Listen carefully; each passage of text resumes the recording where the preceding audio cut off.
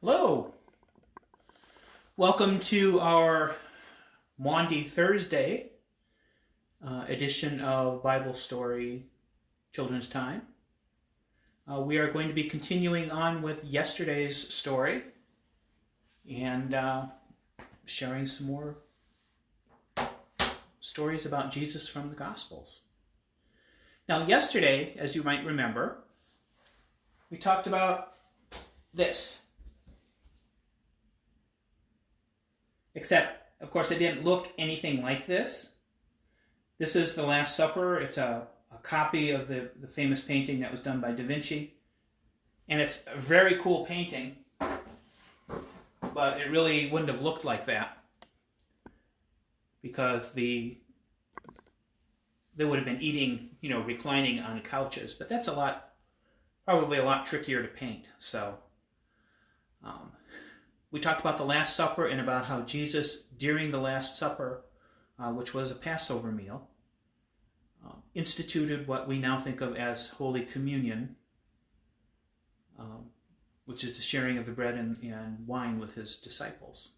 And that's something we do here every month. It's something we even did Sunday, even though it had to be done live streamed instead of in person. We were still all joined together in that time by communion. And after the last meal was done, Jesus and the disciples went to a place called Mount of Olives. And this was a place just outside of Jerusalem. It overlooked the Kidron Valley, so they could be up among the trees in relative safety and look out over the city. Now, one of the things I forgot to mention, after Jesus told the disciples that one of the very 12 people he trusted most on earth, would be betraying him. All of the disciples, of course, said, no, not me. And Peter really went all out to say, I would never deny you, God. I would never deny you, Lord. You are my master. You are my teacher, my rabbi, my friend. I would never deny you. I am with you right to the bitter end. And Jesus just looked at him and said, no. Before this night's over, you're going to throw me under the bus too. And of course, Peter wouldn't believe it. But that's plot material. Hang on to that. So the disciples went up to the Mount of Olives to rest before going into Jerusalem the next day for what they thought would be a day of celebration in the temple. And while the rest of the disciples were relaxing, Jesus gathered Peter, John, and James and said, I want to pray. Would you come with me and watch?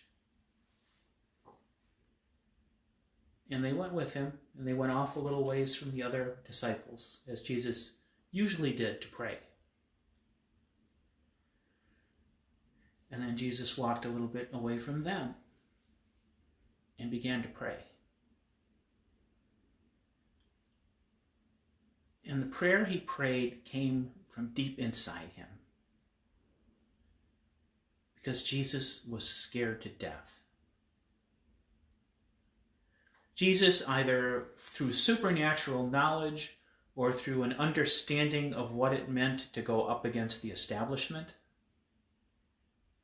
how dangerous that was, or maybe a combination of the two, Jesus knew exactly what was going to be happening to him. And as he prayed that night, he prayed and he said, God, if you can take this cup away from me, if you will let it pass, will you do that? In other words, God, if you can make me not go through this, please do. Please stop it. Please get me out of this. But then he followed that prayer up with the next part, which is, but your will be done. If you can't do that, I'm okay with it. And Jesus went back and he was going to talk to Peter, John, and James, and they had fallen asleep. So they were not even with him, even in spirit at that point. And he said, dudes, really, you're sleeping now? And Jesus, woke them up, and he went back. He prayed a little bit more, and he prayed, God, please, if it is your will, don't let this happen to me. And one of the Gospels tells us, this is in all of the Gospels, one of them tells us that he broke down and he began to sweat blood. And this is something that happens when the capillaries under your skin, when you're under enough physical or emotional stress that they start to break and leak blood, and then that comes out of the pores where your sweat comes from. It's something that only happens under great stress. And he prayed that it might pass from him. But then he got his answer when Judas and the temple guards showed up to arrest him. Judas, whom he had trusted, one of his key disciples, the guy who had been in charge of the money. He was the banker. Judas led the temple guards up into the garden, and he pointed at Jesus and he said, "He's the one." And then just as if to add insult to injury, Judas went up to Jesus and kissed him to positively identify that this is the one. And Jesus just looked at him and said, "Judas, you betray me with a kiss?" And then everything went bad. The disciples all fled, even Peter. And the guards took him, they bound him, they brought him into Jerusalem and brought him before the great Sanhedrin, or at least part of it. The trial was happening very early in the morning of Friday. And the full Sanhedrin wasn't there. It wasn't even light yet. And the Sanhedrin was this great court of wise and powerful men.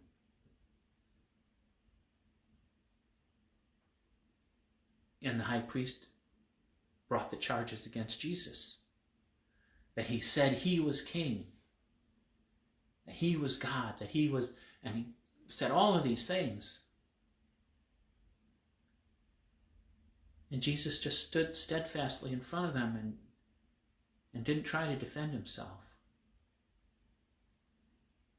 And finally, one of the priests said, "Are you the Son of God?"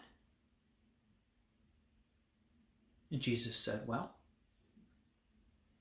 that's what you say." And at that, the priest tore his garments, which was a sign of great emotional anguish at that point. And he tore his garments and he said, "We have heard enough." But now the problem was, because they were under Roman rule,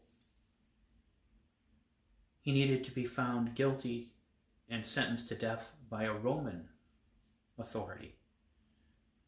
And that meant the Roman governor, Pontius Pilate. So after a good beating by the temple guards, Jesus was escorted away to the Roman headquarters.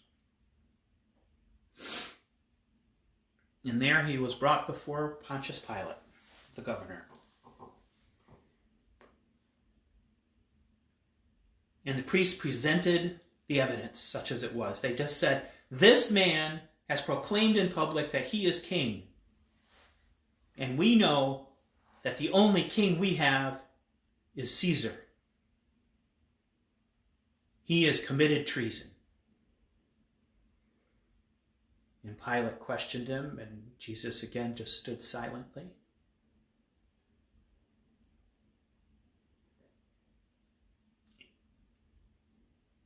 And Pilate had a feeling that this guy was being railroaded. So he said, "Tell you what, I will just have him beaten and flogged, and that'll be enough." And he had Jesus dragged off, and soldiers beat him, whipped him, and they brought him back. And they said, here, and Pilate said, here's the guy. And they said, no, he has to die. Because the high priest knew that for this movement to be stamped out, Jesus had to die. And while this was going on, just to get back to the other plot material, while this was going on, Peter, who had summoned up the courage to follow the temple guards and Jesus down from the Mount of Olives into Jerusalem and to kind of hang way on the outside while he was being tried. Somebody spotted him. And they came up to him and they said, hey, you're that guy. You were with that guy in there. You're with the Galilean. And Peter said, no, not me. And then a little while later, that happened a second time. Somebody else came up to him and said, hey, you're Galilean too. And that guy's Galilean. I know you were with him. I think I saw you. And Peter denied it again. And then that happened a third time. And Peter absolutely, positively said, no, I have nothing to do with him. I don't know him. And that's that. And right about then, Jesus was dragged by. And he just looked at Peter. And Peter realized what he had done. How he had betrayed Jesus. And he ran off, crying. He was heartbroken by his own weakness. So now we have Jesus in front of Pontius Pilate, who's already had him beaten, and the priests aren't satisfied with that. So Pilate finds what he thinks is a perfect loophole. He says, this is Passover time. It's a time when traditionally I am very generous to you people. So I'm going to give you a chance. I'm going to release somebody. And I will release either this guy over here named Barabbas, who has been found guilty of murder, or I will release this guy here who's been beaten to a pulp, who's guilty of nothing that I could see. Who do you want me to release? And of course, he expected the people to choose Jesus. But the Gospels tell us that the priests had their own people packing the audience. And the people in the audience cried, "Give us Barabbas! Free Barabbas!" And once that went on long enough, Pilate recognized that he was not going to get the answer he wanted. He recognized that they would be satisfied with nothing less than Jesus dying.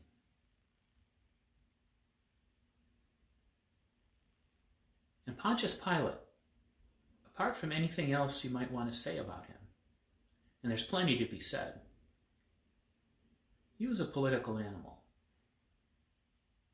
He knew that his predecessor had been brought down, removed from office in disgrace, because the high priest had narked on him to the emperor.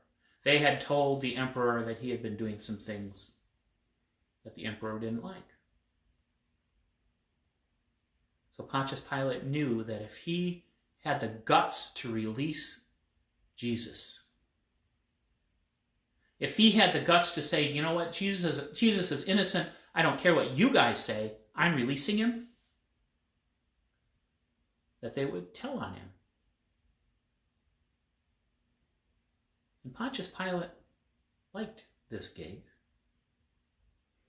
He wanted to stay governor for a while. So Pontius Pilate ordered his servants to bring him a bowl of water And they set the bowl of water in front of him, and he dipped his hands in and he said, I wash my hands of this. His blood is on you. You who cry out for his death. I sentence this man to death.